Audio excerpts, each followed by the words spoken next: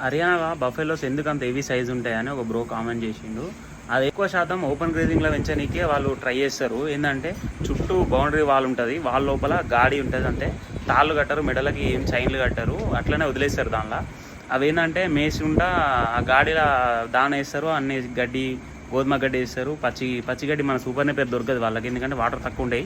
1000 feet వేసినా కూడా water రావు వాళ్ళకి. అందుకే వాళ్ళు ఏంటంటే వాళ్ళ తీగ రకం గడ్డి ఉంటుంది ఏదో, దాని పేరు నేను అడిగినా మర్చిపోయినా, గుర్తులేదు. అట్లా వస్తే పాలు ఏంటంటే వాళ్ళు మంచి మదర్ మిల్కింగ్ హై ఉన్న బుల్లుతోని క్రాస్ చేపిస్తారు. తర్వాత ఏంటంటే మళ్ళీ విటమిన్ హెచ్ కూడా 2 months ఉందన్నప్పుడు విటమిన్ హెచ్ కూడా మంచిగా పెడతారు. డైలీ రోజు 30 ml 50 ml దాకా పెడతారు. నాకు చెప్పిండు ఒక అతను, నేను అడిగితే చెప్పిండు ఇట్లా 2 months ఉంది అని, డెలివరీకి ఇంకా 2 months ఉంది అన్నప్పటి నుంచి వాళ్ళు ఏంటంటే విటమిన్ హెచ్ ఎక్కువ పెడతారు. 30 ml అట్లా డైలీ పెడతారు. 2 months. ఆ 2 months